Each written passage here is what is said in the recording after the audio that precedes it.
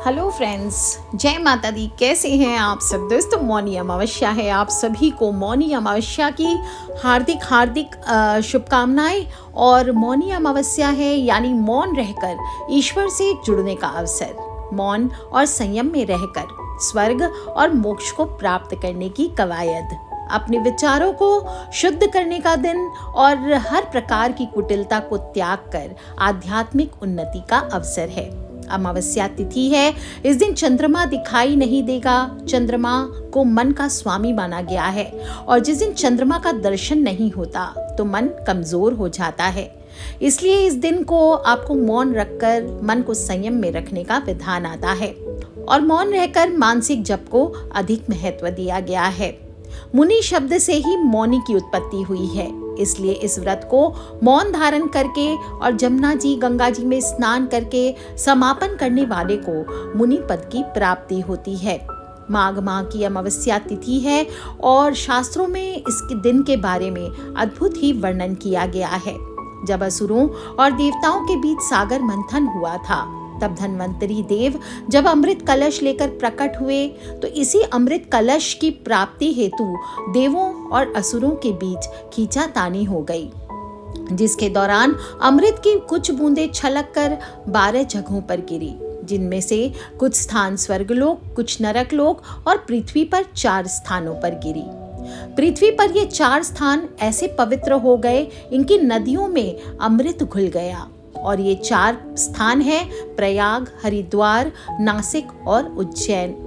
जहाँ जहाँ अमृत की बूंदें गिरी थी वहाँ वहाँ स्नान का बहुत अधिक महात्म्य आता है और इसीलिए इन दिनों में देश विदेश से करोड़ों लोग आकर, सभी साधु महात्मा संत आकर संगम में डुबकी लगाकर अपनी मन्नत मांगते हैं। कहते हैं इस दिन पवित्र संगम में 33 कोटि देवी देवताओं का निवास हो जाता है। तो आप भी संगम में तो पॉसिबल हो या ना हो, अपने घर पर ही काले तिल डाल करके इस दिन स्नान अवश्य कीजिए। इससे अमृत स्नान का पुण्य मिलता है और इस दिन 6 काम सभी को अवश्य करने हैं।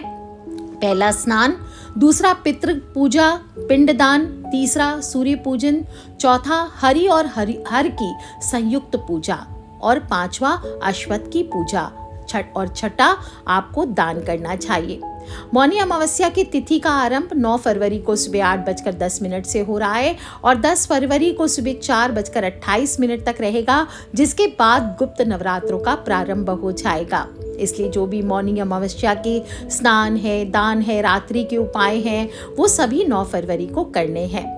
तो सबसे पहले स्नान कीजिए और स्नान करने के बाद 1 लोटा जल सूरज भगवान को देना है और तांबे के लोटे में काले तिल और गुड़ डाल करके ओम सूर्याय नमः, ओम आदित्याय नमः, ओम भास्कराय नमः इन मंत्रों का जप करते हुए एक तांबे के लोटे में आप जल भर करके आप अर्घ्य अवश्य दीजिए और फिर दक्षिण मुखी हो जाइए। 1 लोटा जल अपने पितृ के निमित्त, ओम सर्वेभ्यो पितृभ्यो नमो नमः।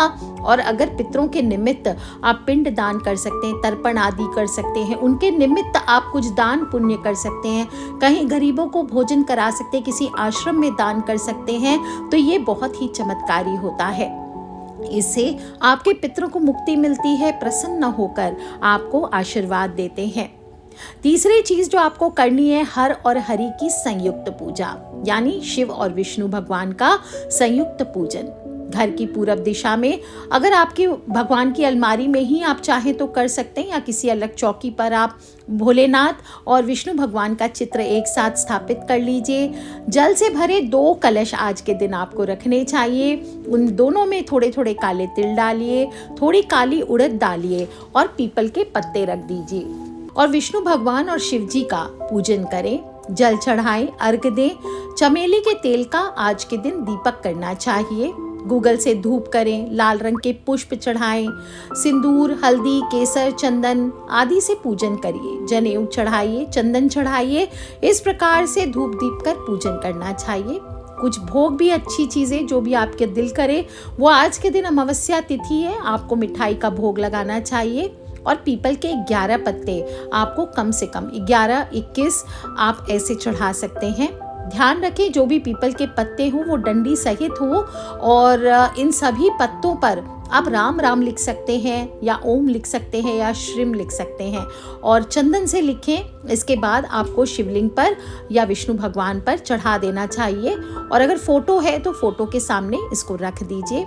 और वहीं बैठ करके आप चाहें तो ओम आद्य भूताय विद्महे सर्वसेव्याय धीमहि शिव शक्ति स्वरूपेण पितृदेव प्रचोदयात् इस मंत्र का जाप कर सकते हैं।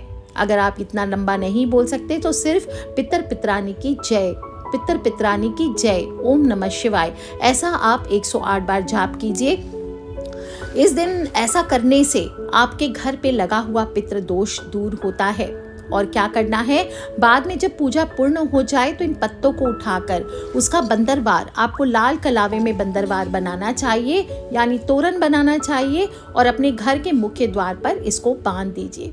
दोस्तों, आप देखेंगे जहां एक ओर गृह कलेश से मुक्ति मिलती है, दुर्घटनाओं से परिवार वालों की सुरक्षा होती है, घर पे अगर शनि दोष लगा है तो वो दूर होता है, घर पर अगर पितर दोष लगा है तो वो दूर होता है, आपको सभी प्रकार के संकटों से आप सभी की रक्षा होती है। और आप चाहें तो धन के लिए करना चाहते हैं तो ह्रीं हरिहर मद गज वाहनाय नमः इस मंत्र का जप करके भी आप ये तोरण अपने घर परिवार के, अपने घर के मुख्य दरवाजे पर लगा सकते हैं। पांचवी चीज जो आपको करनी है वो है अश्वत्थ की पूजा।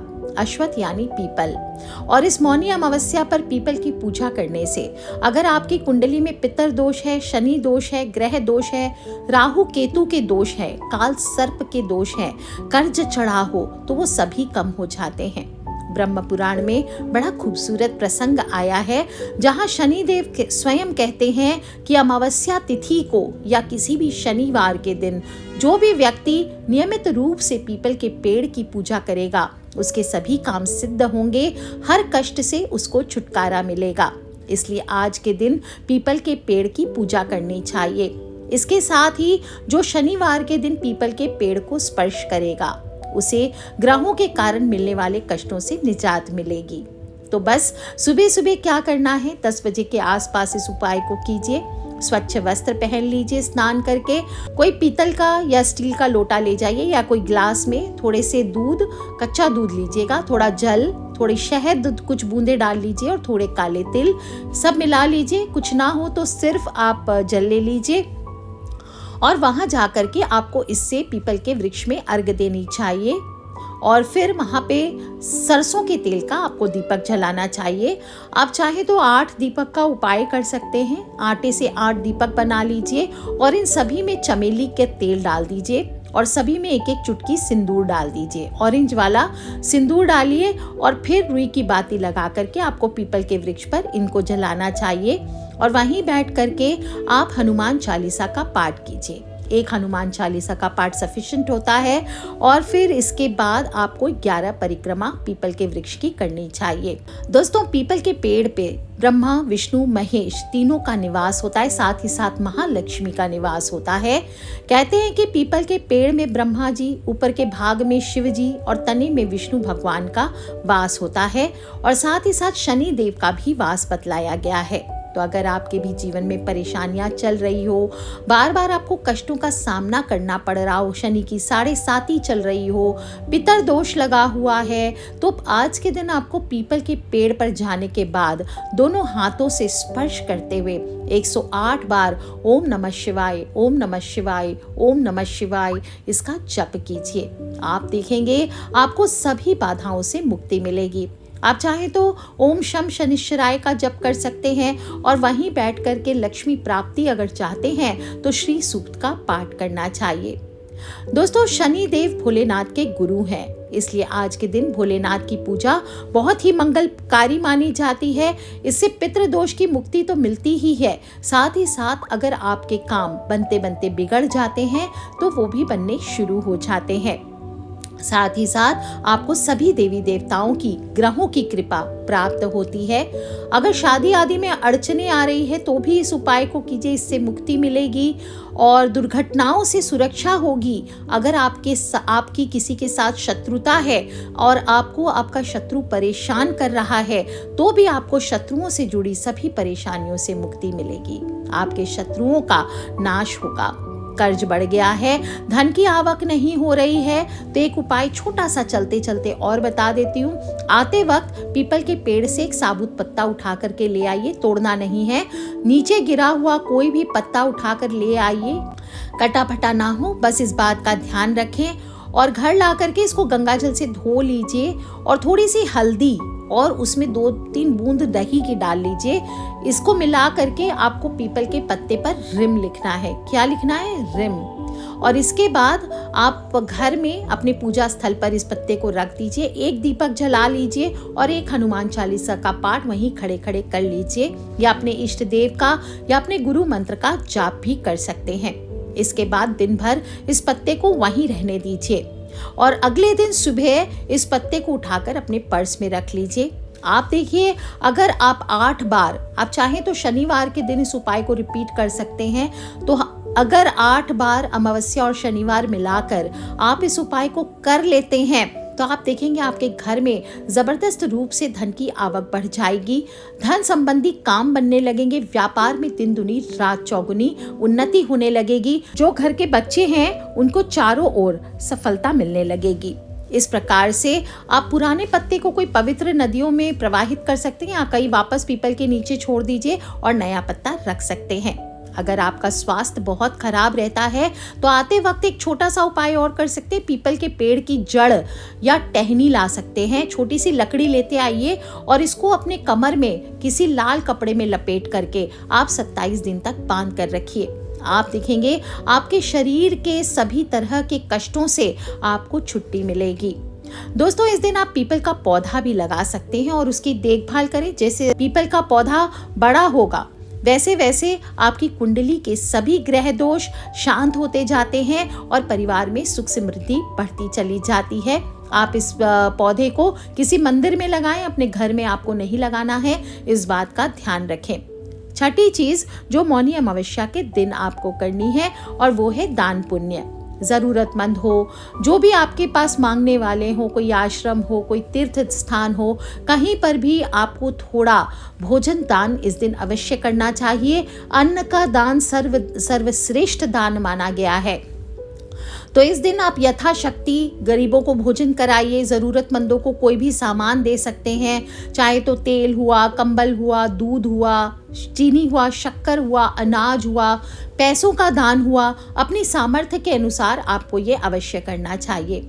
आज के दिन आपको पशु पक्षियों को भी भोजन कराना चाहिए। गौ माता को रोटी पर गुड़ और घी रख करके आप खिलाइए, ये श्रेष्ठ होता है। पक्षियों को दाना दीजिए, इससे भी पितरों की कृपा प्राप्त होती है। मछलियों को दाना डाल सकते हैं, इससे भी पितृ कृपा प्राप्त होती है और जीवन में आ रही परेशानियों से आपको छुटकारा मिलता है। दोस्तों, मौन की प्रतिज्ञा का त्योहार है, ज्ञान की गंगा बढ़ाने वाली मौनी अमावस्या है। तो इस मौनी अमावस्या की आपको और आपके परिवार को हार्दिक हार्दिक शुभकामनाएं। कुछ करें ना करें, आज के दिन आधे घंटे का मौन आप सभी को अवश्य रखना चाहिए। माता रानी आपके जीवन की संपूर्ण मनोकामनाओं को पूर्ण करे, इसी कामना के साथ आज के लिए इतना ही। आप सभी को एक बार फिर मौनी अमावस्या की हार्दिक हार्दिक शुभकामनाएं। Take care friends, love you all, जय माता दी, बम बम भोलेनाथ की। और अकेले नहीं सुनना है, उपाय बताए हैं मैंने, बहुत सारी कथा बताई है, तो इस पुण्य को भी प्राप्त कीजिए कि जो आप सुनते हैं उसको औरों से भी शेयर किया करें। सो कर लीजिए उपाय दोस्तों, खिलखिलाते रहे, मुस्कुराते रहे। Take care friends, love you all, जय माता दी, बम बम भोलेनाथ की जयकारा, शेरावाली दाबुल सांची दरबार की जय।